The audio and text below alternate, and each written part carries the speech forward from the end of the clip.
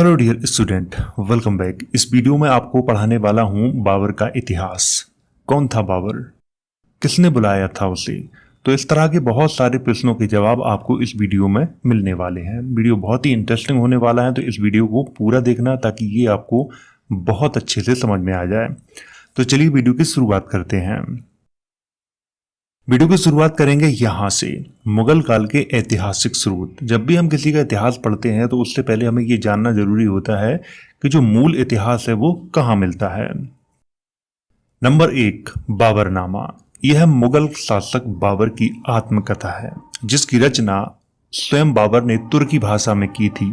बाबरनामा को तुजुक-ए-बाबरी या वाक़यात-ए-बाबरी के नाम से भी जाना जाता है। तो यहाँ पे आपको क्या समझना है कि बाबरनामा की रचना किसने की थी, स्वयं बाबर ने की थी। और किस भाषा में की थी, तुर्की भाषा में की थी।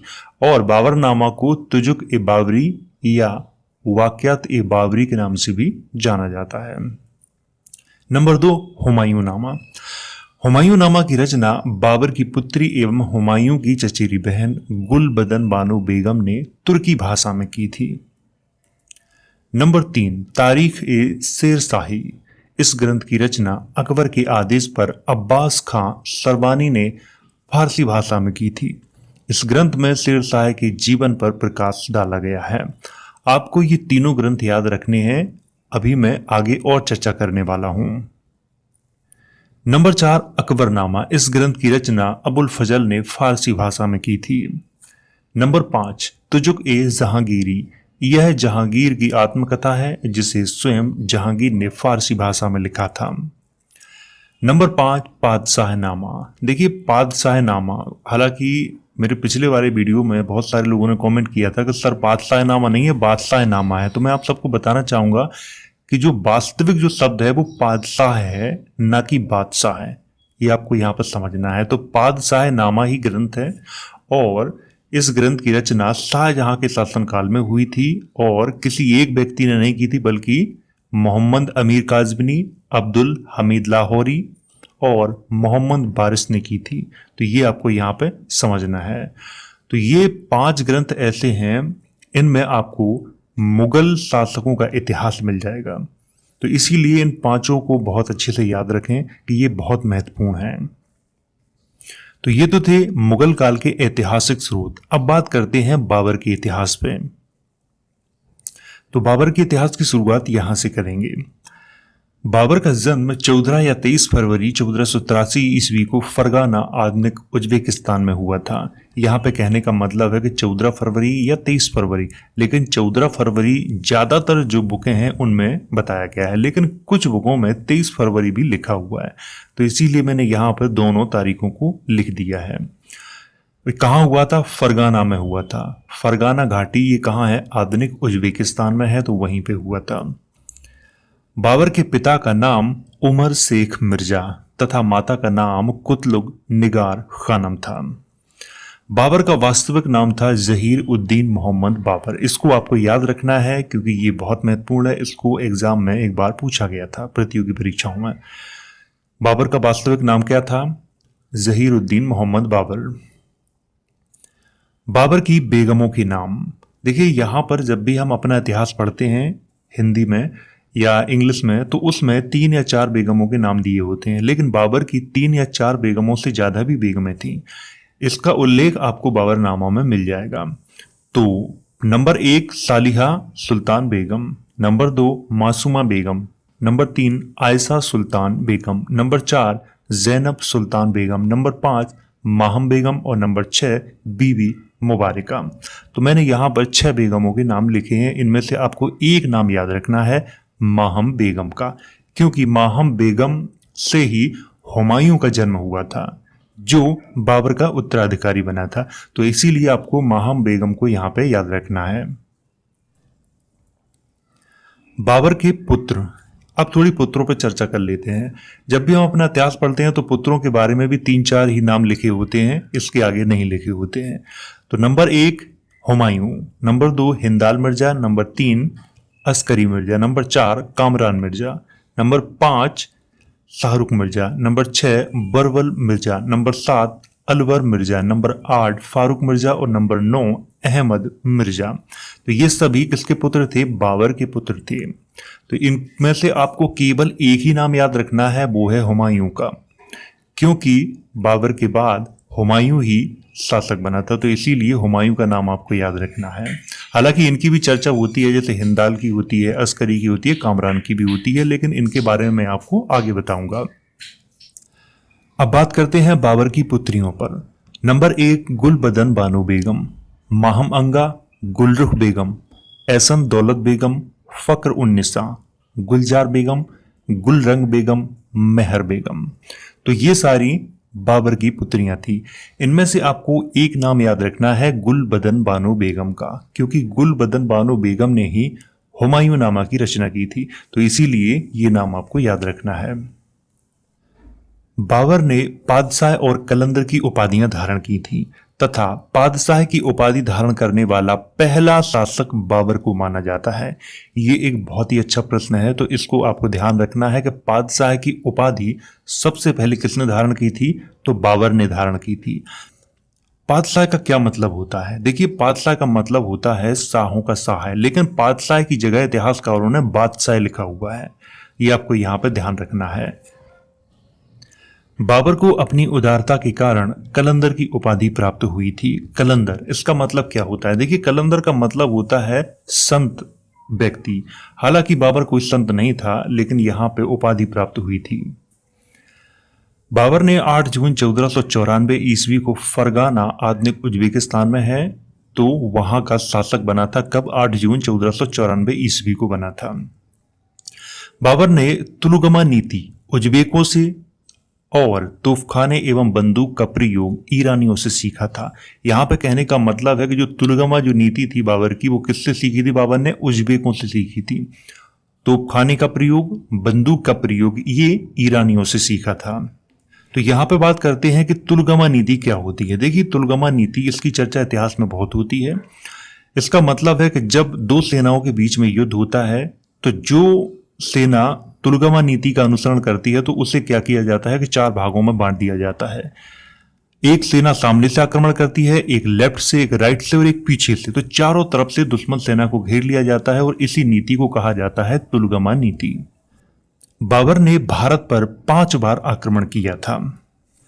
तो यहां पर अब बात करते हैं कि बाबर को भारत पर आक्रमण करने के लिए किसने आमंत्रित किया था। हालांकि इसकी चर्चा मैंने अपने अब्राहम लोदी वाले वीडियो में की है। अगर आपने वो वीडियो नहीं देखा है तो डिस्क्रिप्शन बॉक्स में आपको प्लेलिस्ट की लिंक मिल जाएगी, तो वहां से आप देख सकते हो। अब्राहम लोदी ने क्या किया कि अपने पिता सिकंदर लोदी के द्वारा जो नियुक्त सरदार थे, उनके प्रति निरंकुश रवैया अपनाना शुरू कर दिया था। इससे क्या हुआ कि जो सरदार थे उनमें खलबली मच गई, और इसी का नतीजा ये हुआ कि बिहार में दरिया खान नुहानी और खान ए जहां ने विद्रोह कर दिया था। हालांकि इब्राहिम लोदी ने इस पर कोई ध्यान नहीं दिया, लेकिन दरिया खान नुहानी की जल्दी मृत्यु हो गई थी। मृत्यु के बाद उसका जो पुत्र था बहादुर खां, वो बिहार का सूबेदार बना, लेकिन उसने सूबेदार न बन के स्वयं को स्वतंत्र शासक घोषित कर दिया और सुल्तान की उपाधि धारण कर ली। इससे क्या हुआ कि इब्राहिम लोदी को बहुत बुरा लगा। उसने क्या किया कि उसे दंडित करने के लिए पंजाब से एक सूबेदार को बुलाया जिसका नाम था दौलत खां लोधी। लेकिन दौलत खां लोधी संकालू बस था पहले ही। उसने क्या किया कि अपने पुत्र दिलावर खां को एक छोटी सेना के साथ भेज दिया। इब्राहिम लोधी दिलावर खां लोधी को देखकर बहुत क्रोधित हुआ। उसने दौलत खां लोधी को भी दंडित करने का फैसला किया। उधर दौलत खां लोधी ने क्या किया कि इब्राहिम लोधी की शक्ति को तोड़ने के लिए काबुल के शासक बाबर को दिल्ली पे आक्रमण करने के लिए आमंत्रित किया। लेकिन उससे पहले किसने आमंत्रित किया था? राणा सांगा ने, जो कि मेवाड़ के राजा थे। लेकिन राणा सांगा के आमंत्रण पर बाबर भारत आया नहीं था। दूसरा, जब उसे निमंत्रण मिला दौलत खां लोधी का, तब भी वो नहीं आया। इसके बाद क्या हुआ कि इब्राहिम लोधी और उसके चाचा आलम खां लोधी के मध्य मतभेद उत्पन्न हो गए थे, क्योंकि आलम खां जो लोधी था वो सिकंदर लोधी का भाई था और अपने आप को वास्तविक उत्तराधिकारी मानता था। इससे दोनों के मतभेद रहता था। अंत में उसने क्या किया कि आलम खां लोधी ने बाबर को दिल्ली पे आक्रमण करने के लिए आमंत्रित किया। तब बाबर ने सोचा कि इतने आमंत्रण आ रहे हैं तो कुछ तो ऐसा है, वहां पे हमें जाना चाहिए। तब लास्ट में जो आमंत्रण दिया गया था आलम खां लोधी के द्वारा, और आलम खां लोधी कौन था? इब्राहिम लोधी का चाचा। तब बाबर ने सोचा था कि मुझे भारत पे आक्रमण करना चाहिए, और सबसे पहला जो आक्रमण किया था वो किया था बाबर ने 1519 ईस्वी में किया था। बाजौर और भेरा के यूसुफ जाई जातियों के विरुद्ध किया था, और इसी युद्ध में सबसे पहले तोपों और बंदूकों का प्रयोग बाबर के द्वारा किया गया था। 1519 के बाद बाबर ने 1524 में फिर से आक्रमण किया, और ये आक्रमण लाहौर के विरुद्ध था। लाहौर में उसकी जीत हुई, और उस जीत को हासिल करने के बाद बाबर फिर से काबुल चला गया था। और 1524 से 1525 के मध्य में बाबर ने युद्ध नीति का खूब प्रशिक्षण लिया। इसके बाद नवंबर 1525 में बाबर ने काबुल से दिल्ली के लिए प्रस्थान किया। 12 अप्रैल 1526 को बाबर की सेना पानीपत के मैदान में पहुंच गई, और उसके साथ में दौलत खां लोधी और इब्राहिम लोधी का चाचा आलम खां लोधी की सेना भी साथ में थी। बाबर के प्रसिद्ध तोपची उस्ताद अली और मुस्तफा थे। पानीपत का प्रथम युद्ध 21 अप्रैल 1526 ईस्वी को बाबर और इब्राहिम लोधी के मध्य में हुआ था, और इस युद्ध में बाबर की विजय हुई, क्योंकि बाबर ने तुलगमा नीति एवं तोपखाने का प्रयोग किया था। तुलगमा नीति के बारे में आपको बता चुका हूं, और तोपखाने के बारे में मैं आपको बता चुका हूं कि ये किससे सीखा था? ईरानियों से सीखा था बाबर ने। पानीपत के प्रथम युद्ध में इब्राहिम लोधी और ग्वालियर के राजा विक्रमजीत सिंह की मृत्यु युद्ध स्थल में ही हो गई थी। भारतीय इतिहास में यह पहला अवसर था जब किसी राजा की मृत्यु युद्ध स्थल में ही हुई थी। खानवा का युद्ध 16 मार्च 1527 ईस्वी को बाबर एवं राणा सांगा के बीच हुआ था, और इस युद्ध में भी बाबर की विजय हुई थी। यहां पर 16 मार्च लिखा है, किसी बुक में 17 मार्च लिखा है, तो 16 या 17 मार्च 1527 को खानवा का युद्ध हुआ था। और ये खानवा कहां है? राजस्थान के भरतपुर जिले में है ये। खानवा युद्ध के दौरान ही बाबर ने जिहाद का नारा देकर सभी सैनिकों को कुरान पर हाथ रखवा कर कसम खिलवाई थी कि जब तक जान रहेगी तब तक युद्ध लड़ते रहेंगे। इस युद्ध में हजारों राजपूत सैनिकों को मौत के घाट उतार दिया गया था। अंत में बाबर ने सभी राजपूत सैनिकों के सिरों को इकट्ठा करवाया और गाजी की उपाधि धारण की। इस युद्ध के बाद बाबर ने काबुल की जगह दिल्ली को शक्ति का केंद्र बनाया था। तो ये खानवा का जो युद्ध है ये बाबर के लिए बहुत महत्वपूर्ण था, क्योंकि बाबर को ये डर था कहीं राणा सांगा से हम हार ना जाएं, इसीलिए उसने अपने सभी सैनिकों को जिहाद का नारा दिया था। देखिए जिहाद क्या होता है, हालांकि इस शब्द का आपको अलग अलग मतलब मिलेगा अलग अलग इतिहासकारों के द्वारा, और राजनीतिक व्यक्तियों के द्वारा इसका जो मतलब है वो अलग है, लेकिन वास्तविक जो मतलब है वो क्या है। सबसे पहले तो आपको यह जानना है कि जिहाद किस भाषा का शब्द है। देखिए जिहाद अरबी भाषा का शब्द है, और इसका मतलब होता है कि जो गैर मुस्लिम लोग होते हैं उन्हें मुस्लिम बनाना, या फिर उन पे शासन करना, या फिर उनको बुरी तरह पराजित करना। तो ये यहाँ पे ये आपको याद रखना है इसको। हालांकि इसका जो मतलब है वो आपको कई किताबों में अलग अलग मिलेगा। कुछ लोग ऐसा बोलते हैं कि जिहाद का मतलब धर्म होता है, लेकिन जिहाद का मतलब धर्म नहीं होता है। चंदेरी का युद्ध 29 जनवरी 1528 ईस्वी को बाबर एवं मैदनी राय के मध्य हुआ था। इस युद्ध में बाबर की विजय हुई थी, और इसी युद्ध में मैदनी राय की मृत्यु भी हो गई थी। मैदनी राय की दोनों पुत्रियों को हुमायूं और कामरान को सौंप दिया गया था। घाघरा का युद्ध 5 या 6 मई 1529 ईस्वी को बाबर और अफगान शासकों के मध्य में हुआ था। ये भारत का पहला युद्ध था जो जल और थल दोनों पर लड़ा गया था, और इस युद्ध में भी बाबर की विजय हुई थी। बाबर संत ख्वाजा उबैदुल्ला अहरार का अनुयायी था। बाबर ने स्वयं बाबरनामा की रचना तुर्की भाषा में की, और बाबर को मुबैयान पद्य शैली का जन्मदाता भी माना जाता है। तो यहां पर मुबैयान पद्य शैली का जन्मदाता किसको माना जाता है? बाबर को माना जाता है। तो ये मुबैयान पद्य शैली क्या है? देखिए, इसके बारे में इतिहासकारों ने ज़्यादा जानकारी नहीं दी है और आपको किसी भी इतिहास की किताब में इसके बारे में ज़्यादा जानकारी मिलेगी भी नहीं। हालांकि इसका जो मतलब होता है वो होता है कि एक विशेष प्रकार की लेखन शैली जिसमें कुछ तथ्य जो होते हैं वो कल्पनाओं पर आधारित होते हैं, उसी को कहा जाता है मुवय्यान पद शैली। 26 दिसंबर 1530 ईस्वी को आगरा में बाबर की मृत्यु हो गई थी। सबसे पहले उसे आगरा के आराम बाग में ही दफनाया गया था, किंतु बाद में बाबर के द्वारा चुने हुए स्थान काबुल में उसे दफनाया गया था। बाबर का शासनकाल 1526 से 1530 ईस्वी के मध्य में था। बाबर ने हुमायूं को अपना उत्तराधिकारी चुना था।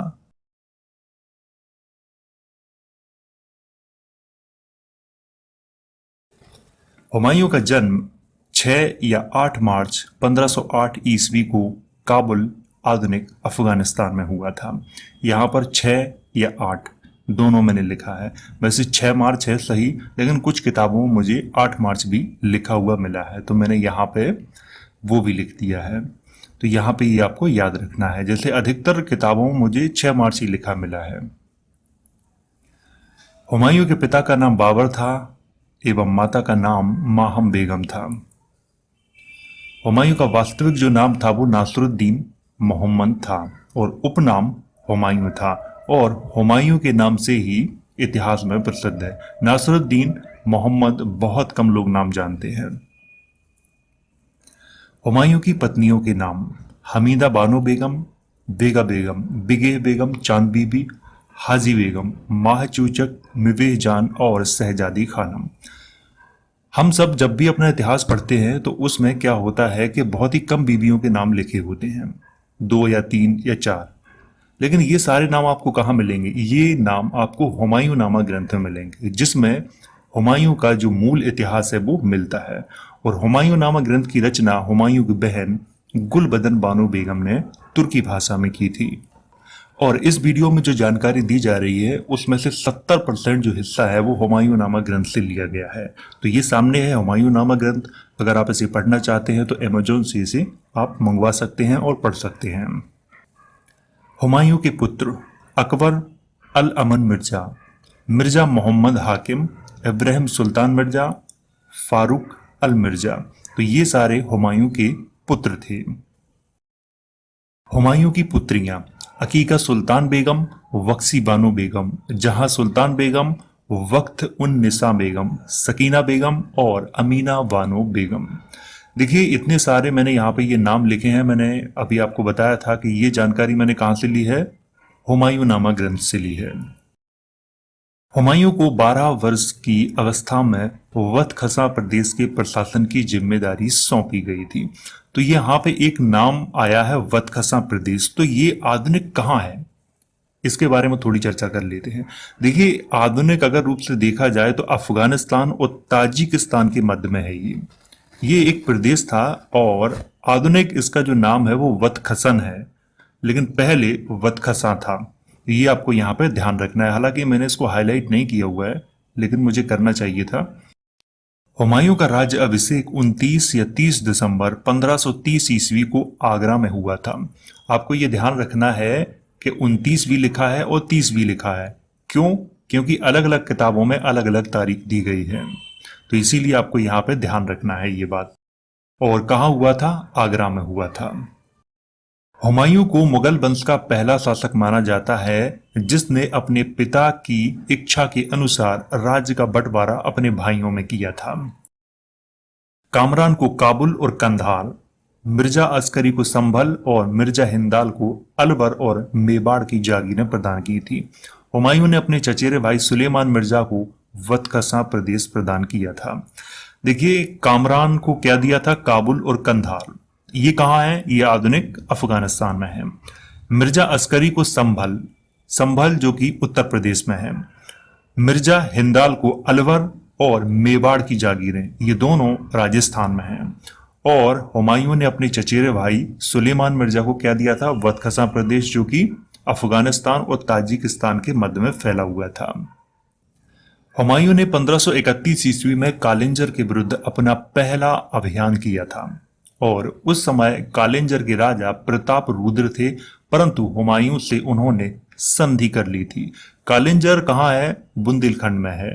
तो ये पहला अभियान था हुमायूं का, ये आपको यहाँ पे ध्यान रखना है इसको, इसीलिए मैंने इसको हाईलाइट किया हुआ है। हुमायूं ने 1532 ईस्वी में महमूद लोधी के विरुद्ध अभियान किया था। गोमती नदी के किनारे स्थित दोहारिया नामक स्थान पर दोनों के मध्य युद्ध हुआ और इस युद्ध में हुमायूं की विजय हुई थी। ये आपको यहाँ पे ध्यान रखना है कि महमूद लोधी उस समय बिहार के शासक थे, लेकिन ये युद्ध कहाँ हुआ था? जौनपुर उत्तर प्रदेश में है। तो गोमती नदी के किनारे ये युद्ध हुआ था दोहारिया नामक स्थान पे, ये आपको यहाँ पे ध्यान रखना है। हुमायूं ने 1533 ईस्वी में चुनार के विरुद्ध अभियान किया था और उस समय चुनार का शासक शेर खां बाद में ही ये शेरशाह सूरी बन गया था। तो ठीक है, अभी उसको यहाँ पे याद रखना है कि शेर खां, परंतु हुमायूं के सेनापति हिंदू बेग ने दोनों के मध्य में क्या करवा दिया था? समझौता करवा दिया था। हुमायूं ने 1535 ईस्वी में गुजरात के शासक बहादुर शाह के विरुद्ध अभियान किया था, क्योंकि बहादुर शाह ने राजस्थान के अधिकतर क्षेत्रों पर अधिकार कर लिया था। इसीलिए बहादुर शाह के विरुद्ध हुमायूं ने अभियान कर उसकी शक्ति को रोका था। यहाँ पे क्या हुआ था कि जो गुजरात के शासक थे उनका नाम था बहादुर शाह, तो उन्होंने क्या किया था कि अपने क्षेत्र का बहुत विस्तार कर लिया था। राजस्थान के बहुत सारे क्षेत्रों पे उन्होंने कब्जा जमा लिया था। इसीलिए हुमायूं ने क्या किया था कि उनके ऊपर आक्रमण किया और उनकी शक्ति को रोक दिया था। हुमायूं ने 1537 ईस्वी में चुनार के विरुद्ध दूसरा आक्रमण किया और उस समय चुनार पर शेर खां के पुत्र कुतुब खां का शासन था। कुतुब खां को पराजित किया और हुमायूं ने चुनार दुर्ग को अपने अधिकार में कर लिया था। तो ये चुनार का दुर्ग कहाँ है? क्योंकि ये बार बार ये शब्द का प्रयोग हो रहा है, तो ये कहाँ है? तो ये है उत्तर प्रदेश के मिर्जापुर जिले में। ये आपको यहाँ पे ध्यान रखना है, ये बहुत ही प्रसिद्ध स्थान है ये। हुमायूं ने 1538 ईस्वी में बंगाल के विरुद्ध अभियान किया, क्योंकि शेर खां ने बंगाल पर अधिकार कर लिया था। हुमायूं ने बंगाल की राजधानी गौड़ पर आक्रमण कर उसे अपने अधिकार में कर लिया था और उसका नाम परिवर्तित करके क्या रखा था? जन्नताबाद। ये आपको यहाँ पे ध्यान रखना है इसको। चौसा का युद्ध 26 या 27 जून 1539 ईस्वी को हुमायूं और शेर खां के मध्य में हुआ था, जिसमें हुमायूं की हार और शेर खां की जीत हुई थी। इस युद्ध में हुमायूं को निजाम नामक एक व्यक्ति ने बचाया था और हुमायूं ने निजाम को एक दिन का बादशाह बनाया दिया था। इस युद्ध के बाद शेर खां ने शेरशाह सूरी की उपाधि धारण कर स्वयं को दिल्ली का सुल्तान घोषित कर दिया था। तो अब यहाँ पर करते हैं थोड़ी सी चर्चा, क्योंकि इसके बारे में डिटेल से जानकारी आपको होनी चाहिए। सबसे पहले बात करते हैं कि चौसा कहाँ है। देखिए, चौसा बिहार के बक्सर जिले में है। इस युद्ध में क्या हुआ था कि शेर खां की जीत तो हो गई थी, ये तो मैंने आपको बता दिया है। तो ये युद्ध हुआ था गंगा और कर्मनासा नदियों के बीच में ये हुआ था, क्योंकि कर्मनासा के उस पार शेरशाह सूरी की सेना खड़ी थी और मुगल जो सेना थी वो गंगा और कर्मनासा नदी के बीच में खड़ी हुई थी। जब ये युद्ध हुआ तो उस समय क्या है कि बरसात का मौसम था, जून में ये युद्ध हुआ था, तो वहां पे बरसात शुरू हो गई थी और बरसात का ही इंतजार कौन कर रहा था? शेरशाह सूरी। वो जानता था कि जैसे ही बरसात होगी फिर युद्ध में जो तोपें हैं वो काम करना बंद कर देंगी, इसीलिए वो युद्ध को थोड़ा आगे आगे करके बढ़ा रहा था। तो युद्ध इस तरह से हुआ 26 और 27 जून। यहाँ पर क्यों लिखा है? क्योंकि ये युद्ध रात में हुआ था और रात में कुछ लोग ऐसा सोचते हैं कि रात में युद्ध होता नहीं था, ऐसा बिल्कुल भी नहीं है। शेरशाह सूरी ने क्या किया था कि रात में मुगल सेना पे आक्रमण कर दिया था। उस समय बरसात हो रही थी, मुगल सेना भयभीत हो गई और कुछ सिपाही तो अपनी जान बचा के भागे, गंगा नदी में कूद गए। इसके बाद क्या हुआ कि एक टुकड़ी के साथ हुमायूं बराबर लड़ता रहा, लेकिन उसके दाहिने हाथ में क्या हुआ कि तीर लगने के कारण वह घायल हो गया। इस दौरान एक निजाम नामक व्यक्ति था, उसने हुमायूं की जान बचाई और जान बचाने के उपलक्ष्य में क्या किया था? हुमायूं ने उसे एक दिन का बादशाह बना दिया था। इस युद्ध को जीतने के बाद जो शेरशाह सूरी था तो उसने क्या किया था कि स्वयं को सुल्तान घोषित कर दिया था। उस शेरशाह सूरी की उपाधि धारण की थी। वैसे तो मूल नाम क्या था? शेर खां था। और इस युद्ध को जीता, जीतने के बाद शेरशाह सूरी की उपाधि धारण की और स्वयं को दिल्ली का सुल्तान घोषित कर दिया था। इसी समय शेरशाह सूरी ने क्या किया था कि अपने नाम का खुतबा भी पढ़वाया था। खुतबा एक धार्मिक प्रवचन होता है। इसके बाद सिक्के भी ढलवाए शेरशाह सूरी ने। कन्नौज अथवा बिलग्राम का युद्ध 17 मई 1540 ईस्वी को शेरशाह सूरी और हुमायूं के मध्य में हुआ था। इस युद्ध में शेरशाह सूरी की जीत हुई तथा हुमायूं की पराजय हुई थी। इस युद्ध में जो हार हुई थी हुमायूं का, इसका भी कारण क्या था? बरसात। बरसात के कारण दोनों युद्ध कौन हार गया था? हुमायूं। ये आपको यहां पर ध्यान रखना है। इस युद्ध के बाद हुमायूं आगरा दिल्ली होते हुए सिंध पहुंचा, जहां पर मीर अली अकबर जामी की पुत्री हमीदा बानो बेगम से 1541 ईस्वी में निकाह किया था। यहां पर मैं आपको बता दूं थोड़ा, दोनों युद्धों में हारने के बाद, चौसा का युद्ध हारने के बाद और कन्नौज का युद्ध हारने के बाद हुमायूं कहां गया था? अपने भाइयों के पास। लेकिन किसी भी भाई से उसे सहायता नहीं मिली थी। सब भाइयों ने मना कर दिया था। क्यों? क्योंकि शेरशाह सूरी उसका पीछा करता हुआ पंजाब तक चला गया था। इसीलिए उन्हें डर था कि मेरे ऊपर भी आक्रमण ना हो जाए, खामखा तुम्हारा तो राज्य चला ही गया है, हमारा वर चला जाएगा।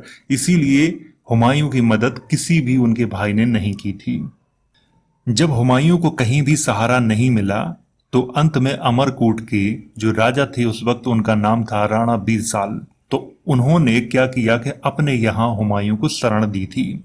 और 15 अक्टूबर 1542 ईस्वी को अकबर का जन्म भी राणा बीरसाल के महल में ही हुआ था। ये आपको यहां पर ध्यान रखना है। ये 1543 ईस्वी में हुमायूं ने ईरान के शासक शाह तैमास्प के यहां शरण ली और इसी समय हुमायूं ने शिया मत को स्वीकार किया था। यहां पर हुआ क्या था, क्योंकि राणा बीरसाल के यहां ज्यादा दिन तो रुक नहीं सकते थे, क्योंकि शेरशाह सूरी की सेना पीछे लगी हुई थी।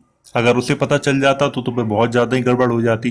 तो इसीलिए 1543 में हुमायूं ने क्या किया कि सिंध से निकल के ईरान चला गया। और ईरान में किसका शासन था? शाह तैमास्प का। लेकिन शाह तैमास्प शिया मत का समर्थक था। शिया और सुन्नी इस्लाम के दो पार्ट हैं, तो शिया मत का समर्थक था और हुमायूं सुन्नी मत का समर्थक था।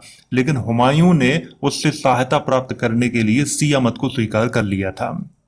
शाह तैमास्प ने क्या किया कि हुमायूं को 17,000 अश्वरोही सैनिक प्रदान किए। हुमायूं ने दोबारा भारत विजय की योजना बनाई। सबसे पहले कंधार, काबुल पर विजय प्राप्त करते हुए पंजाब की ओर आगे बढ़ा। यहां पर मैं आपको थोड़ा समझाना चाहता हूं। 17,000 अश्वरोही सैनिक कहां से लिए थे? शाह तैमास्प से। इसके बाद उसने क्या किया हुमायूं ने कि अपने जो भाई थे जिन्होंने मदद नहीं की, सबसे पहले उनके ही राज्य पे हमला बोला, जैसे कंधार पे, काबुल पे, इन सभी जगहों पर जीत हासिल करके पंजाब की ओर आगे बढ़ा था हुमायूं। और उस वक्त पंजाब में सिकंदर शाह सूरी का शासन था, जो शेरशाह सूरी का वंशज था। 15 मई 1555 ईस्वी को लुधियाना के निकट मच्छीवाड़ा नामक स्थान पर हुमायूं और अफगानों के मध्य में युद्ध हुआ और इस युद्ध में हुमायूं की विजय हुई थी और इस युद्ध को मच्छीवाड़ा युद्ध के नाम से जाना जाता है। मच्छीवाड़ा युद्ध को जीतने के बाद हुमायूं आगे बढ़ा। 22 जून 1555 ईस्वी को सरहिंद का युद्ध हुआ और ये युद्ध हुमायूं और सिकंदर सूर के मध्य में हुआ था और इस युद्ध में भी हुमायूं की विजय हुई थी। सिकंदर सूर कौन? सिकंदर सूर का हो या सिकंदर शाह सूरी का हो, एक ही शासक के ये नाम थे और शेरशाह सूरी का ये वंशज था। ये आपको यहाँ पे ध्यान रखना है। तो दोनों के मध्य में युद्ध हुआ। इसमें विजय किसकी हुई थी? हुमायूं की विजय हुई थी। उस वक्त दिल्ली पे कौन शासन कर रहा था? उस वक्त दिल्ली पे सूर वंश का एक शासक था जिसका नाम था आदिल शाह सूरी, जो शेरशाह सूरी का ही वंशज था। तो ये आपको यहाँ पे ध्यान रखना है। सरहिंद का युद्ध जीतने के बाद हुमायूं का रास्ता बिल्कुल साफ हो गया था। 23 जुलाई 1555 ईस्वी को हुमायूं दिल्ली पहुंचा और सूर वंश के अंतिम शासक आदिल शाह सूरी को पराजित कर दिल्ली के सिंहासन पर अधिकार कर लिया और इस तरह से दिल्ली पर फिर से मुगल वंश की स्थापना हुई। मुगल वंश की स्थापना दो बार हुई। पहली बार किसने की थी? बाबर ने की थी और दूसरी बार हुमायूं ने की थी। दोबारा से मुगल वंश की स्थापना करने के बाद हुमायूं ने क्या किया कि अकबर को हिसार का क्षेत्र, तारगी बेग को मेवात का क्षेत्र, सिकंदर खान को आगरा का क्षेत्र और बैरम खान को सरहिंद की जिम्मेदारी सौंपी थी। हिसार आधुनिक हरियाणा में है और मेवात राजस्थान में है, आगरा उत्तर प्रदेश में है, सरहिंद पंजाब में है। 20 जनवरी 1556 ईस्वी को पुस्तकालय की सीढ़ियों से गिरकर हुमायूं गंभीर रूप से घायल हो गया था और कुछ दिनों बाद उसकी मृत्यु हो गई थी। हुमायूं ज्योतिष में बहुत विश्वास करता था, इसीलिए वह रविवार को पीले, शनिवार को काले और सोमवार को सफेद रंग के कपड़े पहनना पसंद करता था। हुमायूं के इतिहास की जानकारी हुमायूं नामक ग्रंथ में मिलती है, जिसकी रचना हुमायूं की बहन गुलबदन बानो बेगम ने तुर्की भाषा में की थी। अगर आप लोग इसको पढ़ना चाहते हैं तो ये आपको सामने दिखाई दे रहा है, आप अमेजोन से इसे मंगवा सकते हैं और पढ़ सकते हैं। हुमायूं को अफीम का बहुत शौक था, यानी कि हुमायूं अफीम पीने का बहुत ज्यादा शौकीन था। हुमायूं का पहला जो शासनकाल था वो 1530 से 1540 ईस्वी के मध्य में था, और 1540 के बाद कौन आ गया था दिल्ली पे? शेरशाह सूरी। और दूसरा शासनकाल था हुमायूं का 1555 से 1556 ईस्वी के मध्य में था। हुमायूं का मकबरा दिल्ली में है।